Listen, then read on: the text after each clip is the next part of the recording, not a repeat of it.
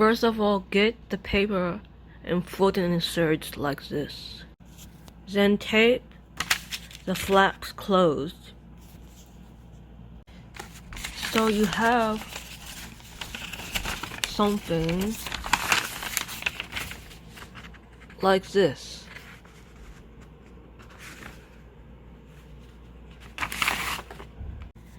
Next up, fold the bottom like this and glue it down.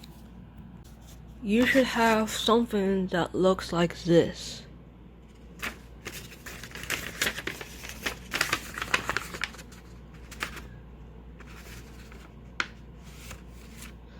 Show you an optional step. You can cut triangles into the top of the portion you have open. Then you fold one of the sides down and glue it down.